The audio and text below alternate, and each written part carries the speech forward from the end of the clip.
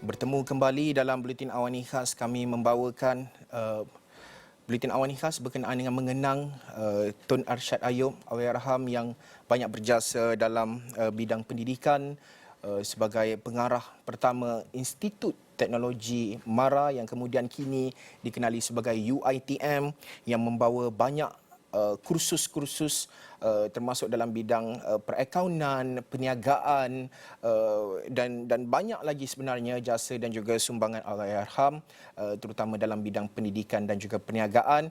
Kami nak bersama dengan Profesor Emeritus Dr. Barjoya Bardai, penganalisis ekonomi. Prof, terima kasih kerana sudi bersama dengan Buletin Awani Khas ini.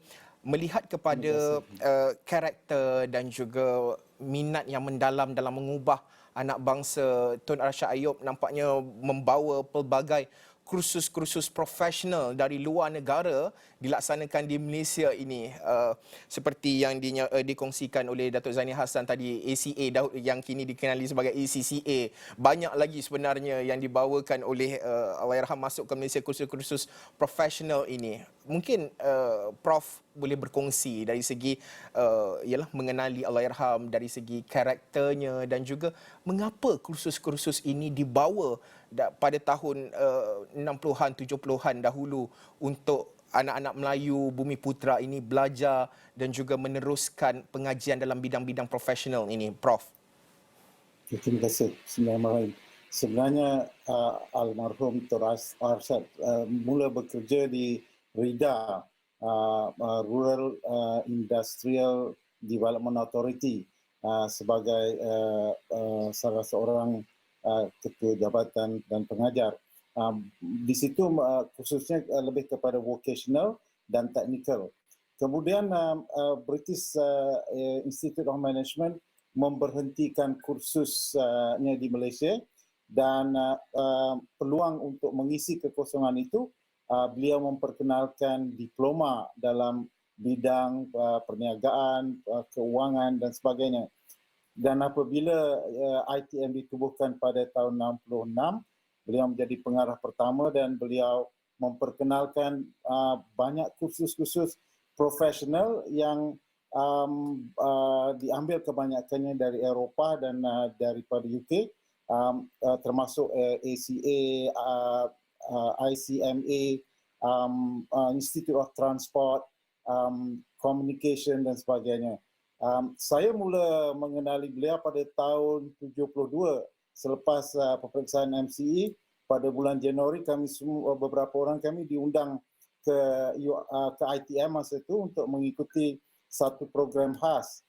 Program yang saya ikuti itu dipanggil EART, Engineering, Architecture dan Rubber Technology. Jadi kami mengikuti program khas untuk mengambil peperiksaan A-level untuk pergi ke UK mengambil kursus profesional dalam bidang tersebut. Tapi saya sempat duduk 3 bulan saja di ITM sebab mana selepas tu saya dapat balik ke tingkatan 6 untuk mengikuti pengajian STPM. Dan Tun Arsyad yang saya kenal masa itu, kami semua gerun dan sangat kagum dengan beliau, dedikasi beliau, disiplin beliau. Kami belajar di ITM Jalan Osman tapi duduk di Seksyen 17 dan kami naik bas daripada Seksyen 17 ke Jalan Osman setiap hari untuk belajar. Yang menggerunkan kami ini pagi-pagi pukul 6 pagi bila kami tengah berbaris nak tunggu bas, mula-mula saya tak kenal siapa dia Tun Arsyad. Tapi kemudian ada orang bawa tongkat yang nampak macam gagahnya berjalan melihat memastikan barisan itu lurus dan tak ada orang potong barisan sebagainya. Dan kemudian kawan saya bisik, inilah dia pengarah ITM. Kami semua cukup gerun dan takut. Kemudian dia makan semuanya di Jalan Osman. Di Jalan Osman, kalau waktu makan kita masuk ke Dewan Makan dan beliau ada di pintu dan memerhatikan orang masuk ke dalam dewan dan memastikan mereka tak pakai selipar. Kalau pakai selipar ada yang kena lempang begitu je.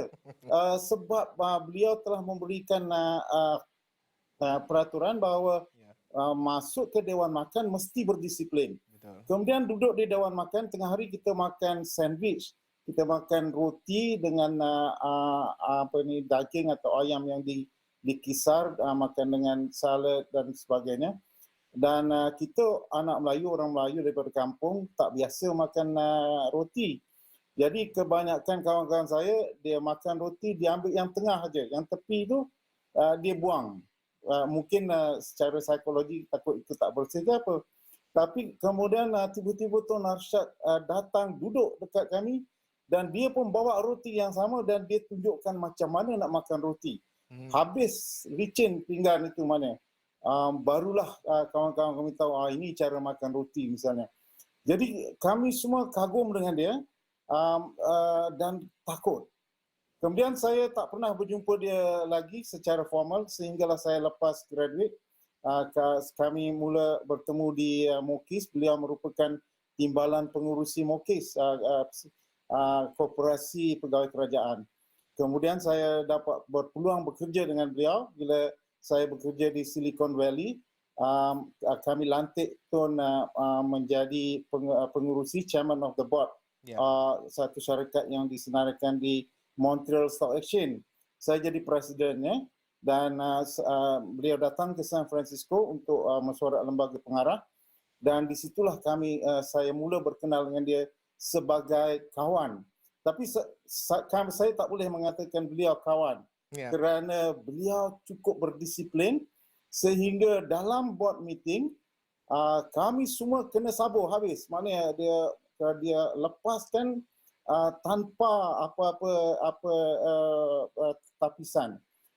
Sehingga kawan-kawan saya, CEO daripada Itali dan daripada US, ahli lembaga, semuanya merah padam dibuatnya. Tapi kemudiannya selepas board meeting, bila pergi makan, beliau seolah-olah lupa tentang mesyuarat lembaga pengarah dan menganggap kami semua seperti kawan mesra dia. Itu yang mereka semua kagum. Is this how you Malaysian behave? Jadi saya kata ini merupakan tokoh unggul yang berlainan daripada orang Melayu. Tetapi beliau merupakan pengasas disiplin. Apa yang mengkagumkan kita semua ialah bagaimana beliau memperkenalkan kursus-kursus yang tak pernah didengar sebelum itu. Misalnya kursus yang berkait dengan actuaries. Maknanya saya pertama kali dengar istilah actuaries semasa ITM memperkenalkan kursus tersebut. Walaupun hanya 10 tahun menjadi pengarah ITM, beliau berjaya memperkenalkan lebih 700 program kursus profesional di ITM.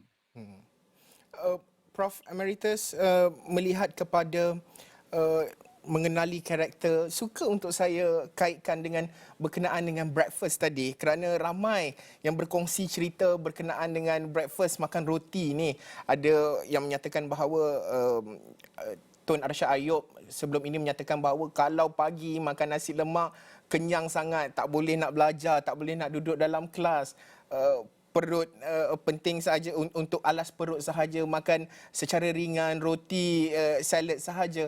Mungkin itu antara tips yang dikongsikan oleh Raham sewaktu hayatnya. Mungkin Prof Bajoyai ada lagi tips ataupun cerita, mungkin pesanan titipan yang penting dikongsikan oleh Raham yang masih diingati Prof. Sebenarnya makan roti itu bukan waktu pagi saja. Pagi roti dengan kaya, dengan mentega, tapi tengah hari makan sandwich maknanya. Itu yang sangat mengejutkan kami semua maknanya daripada kampung kerana kita tak biasa makan roti. Tapi saya yang kagum dengan beliau ialah disiplinnya. Beliau seorang yang sangat berterus terang, berani dan menyatakan apa-apa juga yang tersirat dalam fikirannya dalam mesyuarat formal. Kemudian selepas mesyuarat, beliau bertindak seperti kawan. Jadi kadang-kadang ada kali ini saya tanya, kenapa Tan Sri begitu garang dalam mesyuarat lembaga pengarah, tetapi kemudian menjadi sangat lembut dan sangat mesra semasa sesi informal. Dan Tun, almarhum Tun kata, dalam mesyuarat kita perlu tegas dan berani menyatakan semua yang perlu dinyatakan, kerana itu semua akan direkodkan sebagai formal record. Yes. Tetapi di luar mesyuarat kita boleh cakap apa saja, sebab di luar mesyuarat itu bukan formal dan kita perlu merapatkan hubungan semula supaya kita dilihat sebagai kawan mesra. Itu yang menjadikan beliau sangat disegani. Ya. Dan saya tak tahu sama ada orang-orang lain boleh menganggap beliau rakan baik. Saya tak berani nak kata saya rakan baik dengan dia sebab kami rakan semasa informal, tapi dalam mesyuarat formal, board meeting, sangat formal, sangat tegas. Baik, Prof Emeritus, mungkin di akhir perbincangan kita ini berbaki kurang 1 minit ini, mungkin selepas ini bagaimana kelangsungan, apa yang penting untuk kita garap dan juga kita laksanakan, meneruskan apa yang ditinggalkan oleh Allahyarham, melihat kepada kursus-kursus profesional yang perlu diperluaskan, meningkatkan pendidikan ilmu anak Melayu dan juga Bumi Putra, dan juga penting untuk meningkatkan pendidikan setiap lapisan masyarakat itu. Pandangan Prof secara ringkas 1 minit ini. Okey, penubuhan Tun Arsyad School of Business merupakan satu yang sangat positif dan itu perlu dikembangkan. UiTM hari ini mempunyai lebih 9,000 pelajar siswajah PhD dan ini perlu dijadikan asas untuk mengembangkan ilmu ke seluruh dunia, kerana hari ini UiTM membenarkan pelajar-pelajar bukan Melayu atau bukan Bumi Putra untuk belajar di UiTM di peringkat siswajah. Dan kursus vocational professional perlulah mengambil iktibar untuk mengembangkan bidang-bidang yang khusus. Misalnya bidang forensik perkawanan merupakan satu bidang yang diperkenalkan di UiTM sahaja pada awalnya. Dan ini merupakan satu yang sangat positif, saya rasa.